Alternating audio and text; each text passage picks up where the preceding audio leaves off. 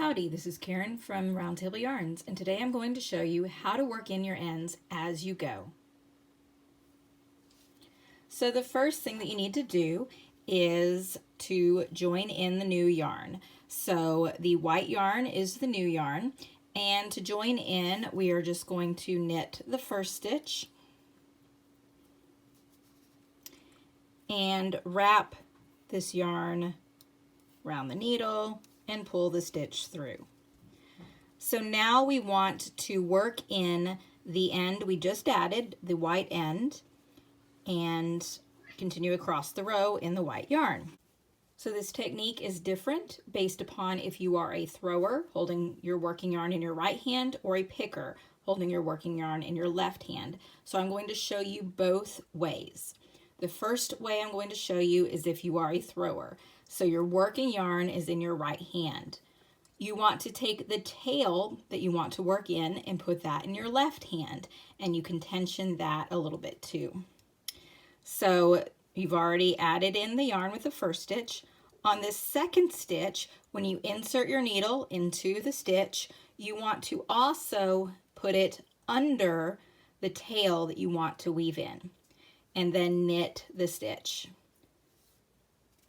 For the next stitch, just knit it normally. The tail is out of the way.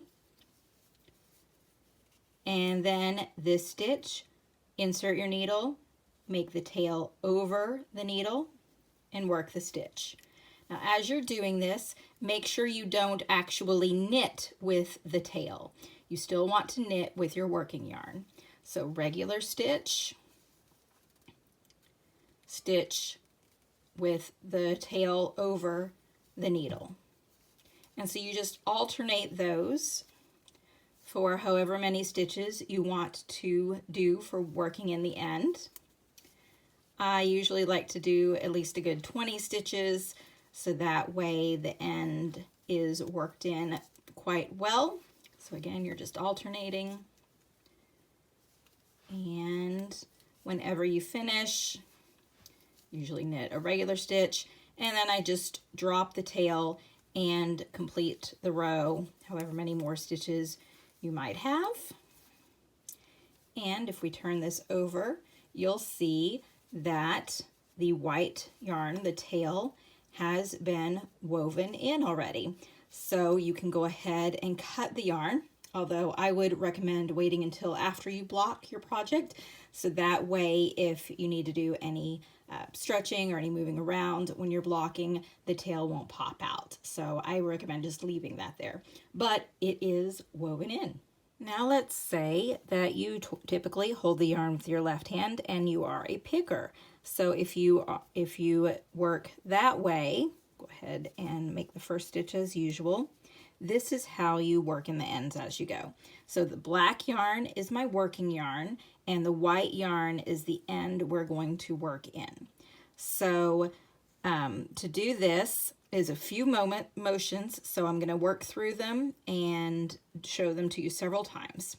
So you insert your needle to knit, you take the tail, wrap it around the yarn, you wrap the working yarn, you unwrap the tail, and you pull the working yarn through. Okay? And then you work a stitch normally. So let me show you again. Insert your needle, take the tail, wrap, working yarn, like you're picking, but don't pull it through yet. Take the tail, unwrap, and then pull the stitch off the needle. Knit a stitch normally, and then once more.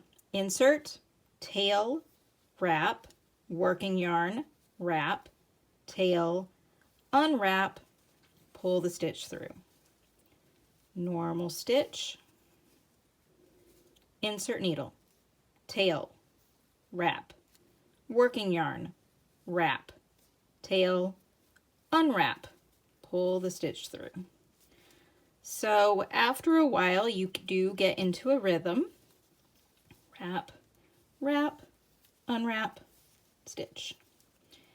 And you just, as before, continue working across the row until you feel like you've made enough stitches to work in your tail, and then you can just knit the rest of the row normally.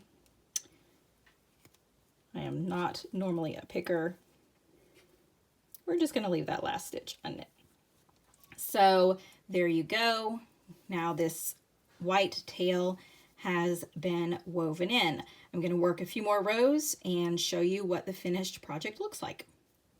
So here we go with the wrong side of this finished swatch. So this first tail that was worked in, you can see how it kind of creates that back and forth motion as if you actually wove in the tail with a needle. And I did cut that one already. And then this white one, again, you can see that back and forth motion. And here's the end that is ready to be trimmed. The only thing that you'll have to do is actually weave in your final end after your bind off.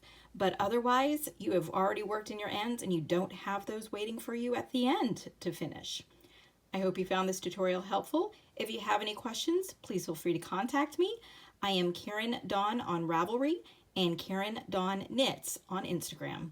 Thanks and happy knitting.